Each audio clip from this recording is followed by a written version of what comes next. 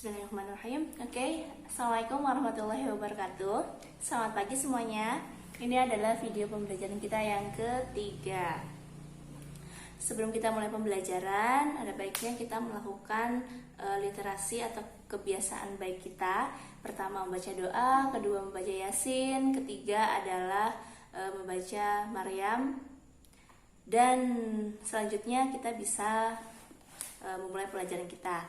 Tapi sebelum saya memberikan materi, saya ucapkan selamat datang untuk kelas 5B.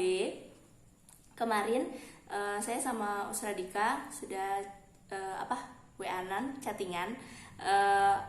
Kami sepakat bahwa pembelajaran 5A dan 5B ikut di video saya, sedangkan nanti evaluasinya 5B dan 5A ikut di Bu Radika. Jadi saya membuat pembelajarannya, Bu Radika yang membuat evaluasinya. Evaluasinya seperti apa untuk 5A nanti saya share di grup WhatsApp, oke? Nah, untuk 5B, karena 5B baru hari ini ikut pembelajarannya ya, saya ulangi dulu. Ketika pembelajaran kamu harus membawa ini. Ketika lihat video kamu harus membawa bukunya. Sudah kamu bawa sih? Pulang ya, sudah dibawa pulang ya. Buku tema 8. Selanjutnya sama buku pendalamannya. Jadi kalau misalnya lihat videonya jangan cuma bawa handphonenya aja, tapi dibuka bukunya. Sebelumnya Mas Rian, halo Mas Rian. Mas Denis, halo. Bagaimana kitab tarikhnya, sudah ada isinya belum? Punya hutang ya, soalnya kitabmu kosong. Oke, kita mulai pembelajarannya. Hari ini kita akan belajar tentang, maksudnya kita akan belajar pembelajaran yang ketiga dan keempat.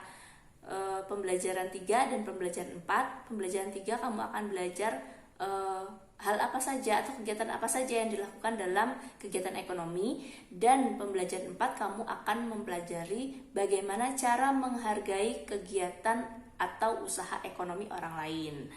Nah, kita mulai aja ya. Sorry saya agak flu. Dibuka di halaman 112. Kalau bisa kamu pause dulu, kamu baca dulu 2, 3, 4, 5 kali, 6 kali ya. Kalau sudah, oke, biasanya Mas Ridho yang membaca, sekarang saya yang membaca. Singkat saja. Dibuka di halaman 112 dan buku pendalamannya dibuka di halaman 62. Sudah? Sudah belum? Sudah ya? 1. Proses produksi. Itu judulnya, pengaruh kegiatan ekonomi terhadap kesejahteraan masyarakat. Kegiatan apa saja sih yang dilakukan dalam perekonomian? Pertama, produksi. Kedua, distribusi. Ketiga, konsumsi. Yang melakukan produksi adalah produsen, yang melakukan distribusi adalah distributor, dan yang melakukan konsumsi adalah konsumen. Itu sudah pernah kita bahas berkali-kali, bahkan di kelas 4 pun kamu sudah mempelajari hal itu. Jadi saya rasa itu kamu sudah paham, Ustazah hanya mengulang kembali. Nah, pertama, produksi. Produksi itu apa sih? Di sini di halaman 112 dituliskan, produksi adalah kegiatan yang dikerjakan untuk menambah nilai guna suatu benda atau menciptakan benda baru sehingga lebih bermanfaat dalam memenuhi kebutuhan. Contohnya ya, ini ada tesis terong. Ini terong ya. Terong ini kan awalnya benih ya, benih yang ditanam. Nah, benih kan nilai gunanya itu kan sangat kecil sekali. Sama Pak Tani ditanam, akhirnya tumbuh terong ini, dan terong ini siap dipetik. Akhirnya benih yang awalnya kecil dan tidak punya nilai guna atau nilai gunanya minim berubah menjadi terong yang bisa dimasak sama mama kamu. Itu namanya produksi. Makanya Pak Tani terong ini adalah produsen terong. Paham? Ya. Nah, selanjutnya, kegiatan produksi berpengaruh terhadap kesejahteraan pemilik sumber daya ekonomi dan produsen. Sumber daya ini pemilik sumber daya ekonomi dan produsen. Sumber daya ekonomi adalah barang atau jasa yang dapat memberikan manfaat atau keuntungan. Jadi Pak Tani Terong ini sumber daya ekonominya apa? Ya tanahnya itu, tanah atau sawahnya yang dibuat nanam terong. Sumber daya ekonomi dapat berasal dari sumber daya alam atau sumber daya manusia. Nah, sumber daya alamnya adalah tanahnya tadi ya kan? Terus sumber daya ekonomi dapat diolah menjadi modal dasar pembangunan. Bagi pemilik sumber daya ekonomi, adanya proses produksi memungkinkannya memperoleh balas jasa. Balas jasa ini berupa sewa, bunga modal, atau gaji. Dengan balas jasa ini, pemilik sumber daya ekonomi dapat memenuhi kebutuhan hidup. Nah, yang memiliki sumber daya ekonomi siapa tadi? Yang pertama sumber daya alamnya adalah pemilik tanah. Kalau misalnya Pak Taninya tidak punya sawah, makanya dia nyewa. Nah, berarti yang punya tanahnya, tanah sewaan Pak Tani itu adalah orang yang memiliki sumber daya ekonomi yang bersifat sumber daya alam. Nah, sumber daya manusia contohnya siapa? Ya orang yang bekerja di Pak Tani tadi, yang ikut macul, yang ikut nandur, yang ikut manen, itu adalah sumber daya manusia. Orang yang punya sawah tadi sama Pak Tani dikasih uang sewa, makanya dia bisa memakai uang sewanya itu untuk memenuhi kebutuhan hidupnya. Dan orang yang bekerja di Pak Tani itu nanti dikasih upah sama Pak Tani. Nah, itu berarti dia memperoleh uang dari Pak Tani untuk memenuhi kebutuhan hidupnya. Selanjutnya saya bacakan, bagi produsen adanya proses produksi menyebabkan produsen memperoleh keuntungan. Selanjutnya keuntungan tersebut digunakan untuk menjaga kelangsungan usaha dalam dan memenuhi kebutuhan hidup. Ini dilakukan dalam upaya mencapai kemakmuran hidup. Nah, sedangkan Pak Tani dapat uangnya dari mana? Terong ini sama Pak Tani dijual ke tengkulak atau langsung ke pasar. Setelah terong ini laku, makanya dia dapat uang. Setelah dapat uang, uangnya dipakai untuk membeli kebutuhan hidup Pak Tani. Nah, jadi dalam kegiatan produksi ada banyak orang yang bisa mendapatkan keuntungan. Selanjutnya, 2. Proses distribusi.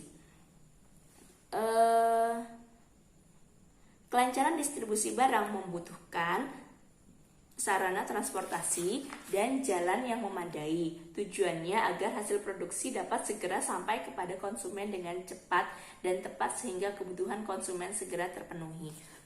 Oke. Tidak semua produsen itu menjual langsung barang hasil produksinya kepada konsumen.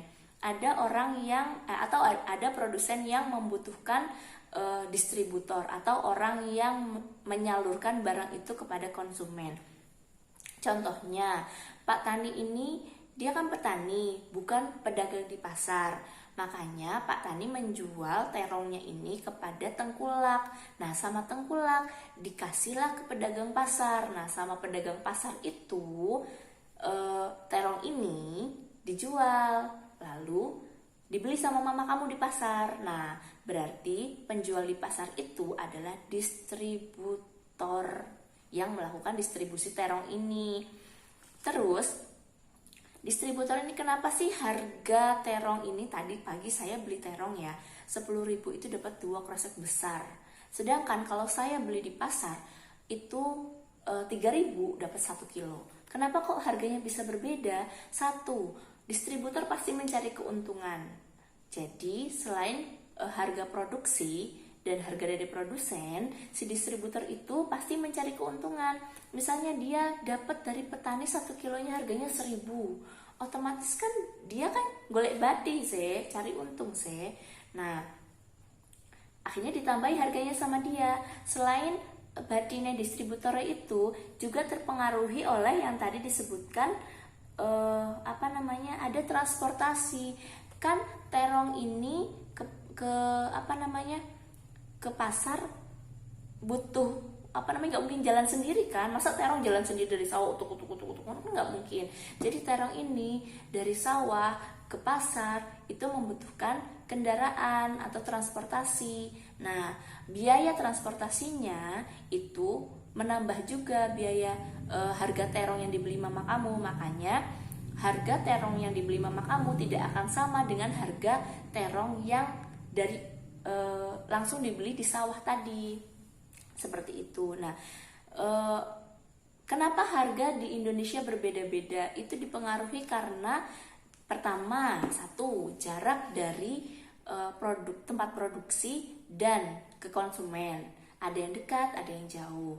Terus kedua, alat transportasi yang dibutuhkan. Apakah cuma butuh pakai jalan kaki, dianterin, dijinjing, dipikul, atau butuh juga atau misalnya butuh kendaraan, motor, mobil, atau butuh juga pesawat. Contoh misalnya dulu waktu saya kuliah, saya punya banyak temen yang tinggal yang asalnya dari Kalimantan. Kalau misalnya dia liburan, kita liburan semester kan bisa sampai 3 bulan. Itu sebelum pulang ke Kalimantan mereka kulaan atau beli baju yang banyak. Fungsinya apa? Dijual lagi di sana. Kalau harga baju di sini 100.000, di sana bisa dijual sampai 300.000. Kenapa? Selain teman saya golek bati, cari untung, itu juga karena apa? Karena jarak dari Jawa ke Kalimantan itu jauh, harus menggunakan pesawat. Ada biaya transportasi, itu yang menyebabkan barang meskipun barangnya sama, itu biasanya beda tempat, beda harga, begitu ceritanya. Selanjutnya yang ketiga adalah konsumsi. Konsumsi adalah kegiatan manusia mengurangi atau menghabiskan nilai guna suatu barang atau jasa untuk memenuhi kebutuhan. Untuk mengonsumsi barang atau jasa, masyarakat mengeluarkan pengorbanan tertentu. Pengorbanan dapat berupa uang dan waktu. Nah, mama kamu beli terong di pasar ini berarti mama kamu adalah konsumen. Konsumen adalah orang yang mengkonsumsi barang. Sama mama kamu terong ini dimasak, terus dimakanlah sekeluarga, akhirnya terong ini habis. Nah, untuk mendapatkan terong ini mama kamu mengeluarkan uang. Makanya untuk mendapatkan barang, untuk dapat mengkonsumsi sesuatu, orang harus mengorbankan sesuatu. Bisa berupa uang, bisa berupa tenaga. Yang berupa tenaga gimana? Misalnya ada orang pengen makan di warteg, terus gak punya uang, akhirnya dia bilang, Pak, kulo ngewangi isah-isah ndek kene tapi kulo nyuwun maem nggih. Nah, itu adalah contoh sederhana bagaimana orang bisa mengkonsumsi sesuatu dengan menggunakan dengan menggunakan tenaga dan jasa. Atau bisa juga waktu. Misalnya mamamu nandur terong dhewe iki, lalu dikonsumsi sendiri. Nah, dia produsen sekaligus konsumen, tapi mengorbankan waktunya untuk menandur terong ini. Kalau ada yang ditanyakan dari pembelajaran 3, kamu bisa WhatsApp. Oke. Selanjutnya, untuk tugas-tugas kamu baca sendiri ya. Nah, di pembelajaran 4, semua orang di dunia ini pasti merupakan pelaku ekonomi. Tidak mungkin tidak. Bahkan orang yang tinggal sendirian di hutan, dia adalah pelaku ekonomi. Gak mungkin kan orang tidak mengkonsumsi apapun seumur hidupnya. Nah, dalam pembelajaran 4, sampean akan mempelajari bagaimana sih menghargai usaha ekonomi orang lain. Saya sudah berkali-kali mengajarkan kepada kamu tidak boleh merendahkan atau mengolok-olok profesi orang lain. Semua profesi yang penting halal adalah bagus. Orang yang bekerja untuk memenuhi keluarganya itu adalah orang yang patut diberi jempol 2. Nah, kenapa? Apapun yang dia lakukan itu kan untuk menghidupi keluarganya. Jadi tidak boleh menghina. Oh, bapak iki pekerjaannya iki. Oh, bapak iki. Nggak boleh seperti itu. Semua orang yang memiliki usaha ekonomi patut kita hargai. Jadi tidak boleh mengolok-olok orang tua, apalagi mengolok-olok profesinya. Nah, kamu juga nanti sudah dewasa pasti melakukan usaha ekonomi. Kenapa orang harus melakukan usaha ekonomi? Ya agar kebutuhannya terpenuhi. Misalnya bapak ibumu nggak kerja atau bapakmu nggak kerja, lah sampean mau makan dari mana? Ya kan? Ya pasti orang melakukan usaha ekonomi, dan usaha ekonomi itu harus dihargai. Bagaimana caranya? Kamu buka di halaman 120 dan buku pendalamannya di halaman 66. Di buku tema halaman 121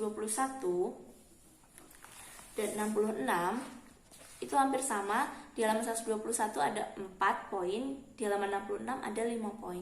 Yang pertama di halaman 121 dulu ya.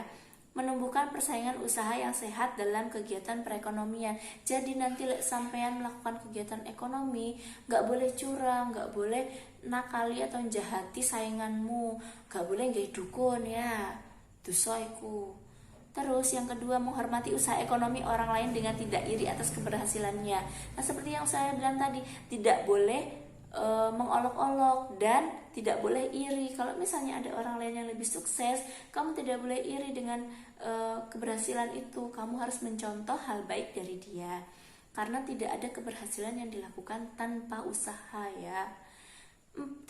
Menjunjung tinggi setiap jenis pekerjaan yang dilakukan orang lain. Nah seperti yang Ustaz bilang tadi, tidak boleh mengolok-olok pekerjaan atau profesi orang lain. Oke. Yang keempat, meneladani keberhasilan orang lain dengan meniru sikap positif orang tersebut. Nah seperti Ustaz bilang tadi, tidak ada orang yang berhasil tanpa usaha. Jadi ojo itu lek koncone berhasil, misalnya koncone untuk ranking, dapat ranking, Allah maraiku menang saya untuk ranking. Dia dapat ranking kenapa ya? Karena dia berusaha belajar. Lek sampean gak berusaha, gak belajar, ya jangan iri. Kamu harus meniru usahanya dia agar bisa mendapatkan hasil yang sama bahkan lebih dari dia. Oke. Nah, di halaman 66 itu juga hampir sama. Yang beda adalah jika sudah berhasil sebaiknya membantu usaha orang lain. Kalau misalnya kamu sudah berhasil, kamu harus membantu usaha orang yang kamu harus membantu orang yang membutuhkan. Misalnya, kamu berhasil menjadi produsen atau petani terong ini. Terus ada yang minta ajarin gimana sih caranya nandur terong, cek terongnya api. Terus kamu gini, ya belajar dewet aja ke aku. Itu adalah hal yang tidak baik. Kamu harus mengajari. Baiknya kamu mengajari. Kenapa? Karena menularkan ilmu adalah cara mencari amal jariah. Oke. Gak oleh medit. Misalnya sampai sudah mendapatkan ranking yang bagus atau nilai yang bagus, temanmu tanya, ini caranya gimana sih? Mau ya sinau dewe toh. Ya nggak boleh seperti itu. Kamu harus menularkan ilmu kamu biar ilmunya barokah. Nah satu lagi yang tidak ada di buku adalah kamu tidak boleh membuang-buang atau menyepelekan hasil produksi orang lain. Misalnya mamamu masak, terus sampean gak cocok, mari ngono mbok gua gak mbok entekne, itu namanya tidak menghargai hasil usaha orang lain. Mamamu masak terong, mari ngono sampean ngomong, alah bu terong mana, itu gak boleh. Coba bayangkan Pak petani terong ini bangun jam berapa untuk nandur terong ini. Terong habis ditandur itu ya pasti harus diurus. Setelah itu, setelah panen pasti harus dibawa sama distributor ke ke pasar, lalu dijual, dibeli mama kamu harus ke pasar pagi-pagi untuk beli terong ini. Setelah itu harus pagi-pagi juga masaknya biar kamu bisa makan. Terus lalu kamu buang, kamu dosa nak, dosa kamu itu mubazir. Innamal mubadzirina ikhwana syayatin. Siapapun yang membazirkan makanan atau apapun adalah saudaranya setan. Jadi salah satu cara kamu agar menghargai kegiatan ekonomi orang lain atau usaha ekonomi orang lain adalah tidak membuang-buang atau membazirkan barang yang diproduksi orang lain. Begitu juga dengan baju, buku. Nah, buku kertasmu ojo mbok suwek-suwek ya. Eman. Oke. Sebenarnya pembelajaran 3 dan 4 ya, segitu itu. Untuk selanjutnya kamu bisa mencari bahan pembelajaran dari media yang lain. Untuk tugasnya, seperti biasa, kamu bisa dan harus, mengerjakan buku pendalaman halaman 62 sampai 69. Itu sedikit sekali, ya. Oke.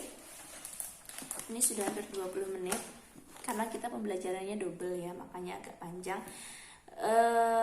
Sebelum saya akhiri pembelajaran ini, saya harap dan berdoa kita semua sehat selalu, dilindungi oleh Allah Subhanahu wa taala, orang tuamu rezekinya lancar, bisa menyekolahkan kamu, bisa kasih nafkah ke kamu, amin. Terus kamu juga semangat belajarnya, semoga cita-cita kamu tercapai. Tetap baca Al-Quran, tetap sholat, jangan ditinggalin. Terus ya lakukan hal-hal baik dan produktif, jangan cuma gelimpang-gelimpung, bantu mamamu di rumah, mbok yo nyapu, mbok yo ngepel, mbok yo nyuci piring, jangan males, jangan jadi anak mama. Ya anak mama sih ya, maksudnya jangan jadi anak manja, harus bantu mama kamu apapun yang bisa, kayak Mas Ipin makan di mentok, terus Mbak Mila nyapu-nyapu, dan yang lain-lain, Mas David laki-laki aja nyapu rajin, seperti itu ya. Saya percaya sampean semua anak baik, anak yang bermanfaat, semoga menjadi anak yang soleh-solehah. Saya akhiri pembelajaran hari ini, kita bertemu lagi dalam pembelajaran besok itu pembelajaran 5 dan 6, itu sedikit sekali, oke? Saya akhiri. Wassalamualaikum warahmatullahi wabarakatuh.